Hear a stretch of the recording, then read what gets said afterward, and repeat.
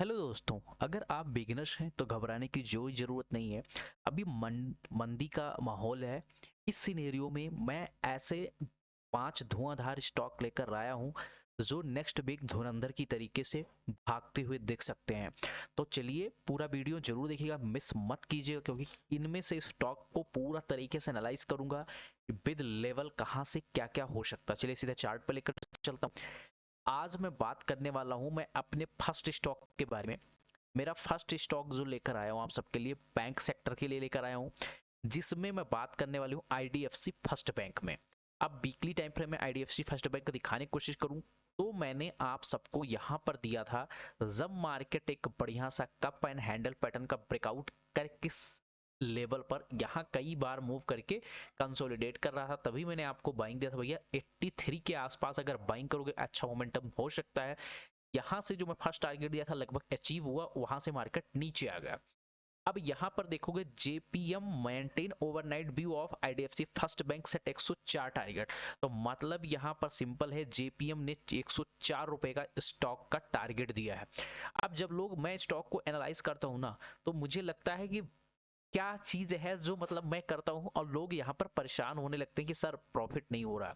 अब अगर 104 रुपए का यहाँ टारगेट दिया गया मतलब 23% के आसपास, तो मैं यही मान के चलता हूँ पूरे ईयर्स में अगर 23-24% अगर आप गेन करते हो तो एक बहुत बड़े इन्वेस्टर हो और बहुत अच्छा मोमेंटम आप कैप्चर करते हुए जाते हो। भाई टाइम देना पड़ेगा मार्केट में, रातों रात आप करोड़पति लखपति नहीं बन सकते हो।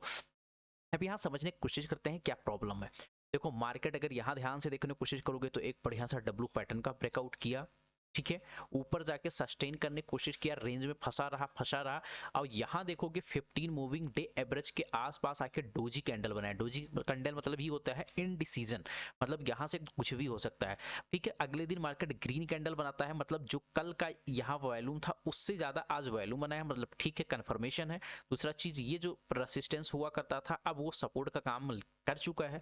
तो यहां से मेरा फर्स्ट टारगेट अगर निकलेगा मार्केट 87 के आसपास जो रेसिस्टेंस है, इसके बाद निकलेगा तो 95 रुपए के, इसके ऊपर निकलेगा तो 104 तक जाते हुए आपको दिख सकता है।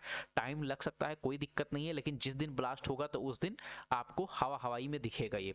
दूसरा स्टॉक आप सबके लिए लेकर आया हूं आरबीएल बैंक को। आरबीएल बैंक मैंने कल भी मेरे साथियों आप सबको दिया था, अगर आपको याद होगा। अब चीजें देखो, अब मैं डेली तो आके आप सबको बता नहीं पाऊंगा, ठीक है, कि हाँ ऐसे है, बट मैंने बोला था मल्टीपल टाइम्स इस ट्रेंड लाइन का क्या किया है मार्केट ने, रिस्पेक्ट किया। अभी क्या किया, इसको ब्रेकआउट किया, ब्रेकआउट करने के बाद में मार्केट यहाँ आया और यहाँ आने के बाद में रीटेस्ट करके, इसीलिए मैंने कल ही लेवल दिया था आपको कि 310 311 के ऊपर निकलेगा मार्केट तो ये एक अच्छा मोमेंटम दे सकता है। आज ही लगभग अगर देखने को 4% का मोमेंटम दे चुका है। अब 4% ये तो रहा कहानी आज का। अब अगर दूसरा कंडीशन में देखने की कोशिश करूं तो यहाँ एक राउंडिंग बॉटम पैटर्न बना चुका है। जब राउंडिंग बॉटम पैटर्न बना देता है मार्केट तो एक अप साइड देखने को मिल सकता है, बट ये ध्यान रखिएगा इसको यहां से एक रिकवरी मतलब आपको पुल बैक करते हुए हो सकता है, कप एंड हैंडल पैटर्न का भी बना सकता है फॉर्मेशन। तो आपको पता होना चाहिए 310 तक ये आराम से आते हुए दिख सकता है, बट इसको ब्रेकआउट करता है तो मैं 350 तक का आपको जाते हुए यहाँ पर दिख सकता है। तो इस पे भी आप बना के फोकस जरूर चलिएगा। थर्ड स्टॉक की मेरे साथ बात कर लेता हूँ, कोफोर्ज है।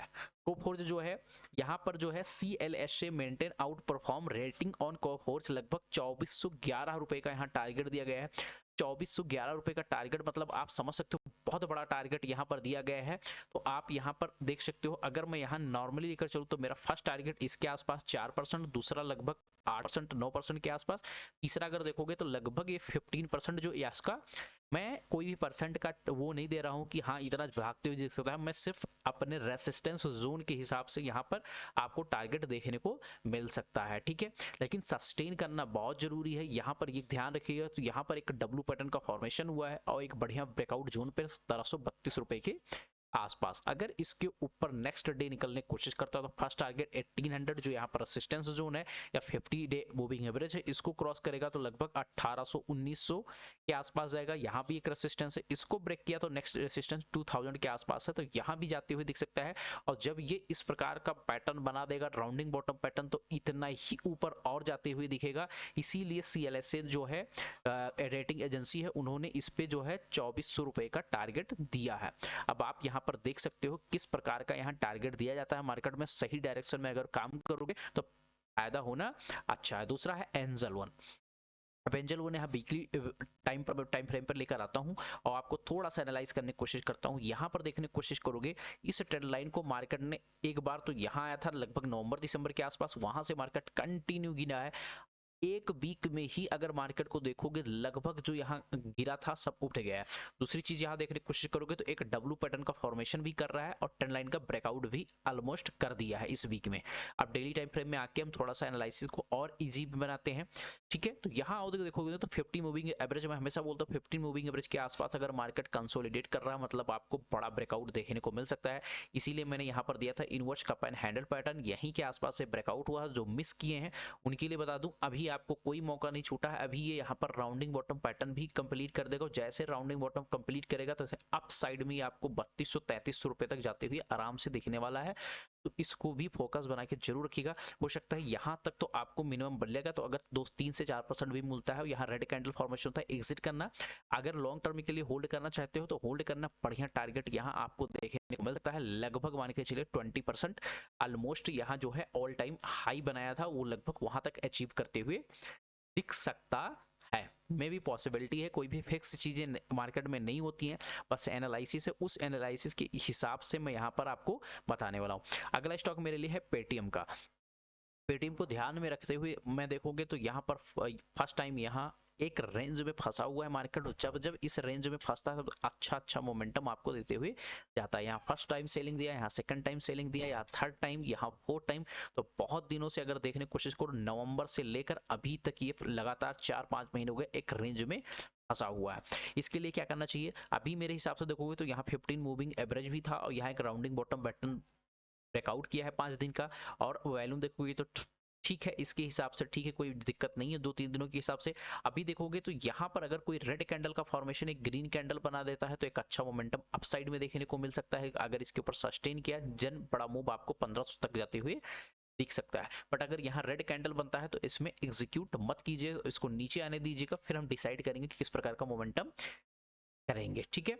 अगला स्टॉक मेरा लास्ट स्टॉक जो फाइनल स्टॉक है वो है टीसीएस। आईटी का राजा इसको बोला जाता है। ये बहुत दिन से लगभग जोन में फंसा हुआ है। अगर मैं बात कर ले तो मतलब काफी समय से अगर यहाँ देखने की कोशिश करोगे अक्टूबर सितंबर अक्टूबर दिसंबर 25 सितंबर से लगभग फंसा हुआ है। तो सितंबर हटा दो, अक्टूबर नवंबर दिसंबर जनवरी लगभग 4 मंथ का एक रेंज बना चुका है। प्लस यहाँ देखने की कोशिश करोगे तो एक 15 मूविंग एवरेज के सपोर्ट भी ले लिया, प्लस एक रेंज में मार्केट बहुत दिनों से लगभग 7-8-10 दिनों से फंसा है। प्लस यहाँ हैमर कैंडलस्टिक पैटर्न भी बना दिया है लगभग। अगर मान के चलोगे अगर इसको ब्रेकआउट करता है तो पहला टारगेट 3300, इसको क्रॉस करेगा 3400, इसको क्रॉस किया तो 3500 तक भी आपको मोमेंटम देखने को मिल सकता है, जो कि लगभग इतने परसेंट के आसपास आपको देखने को मिल सकता है, ठीक है।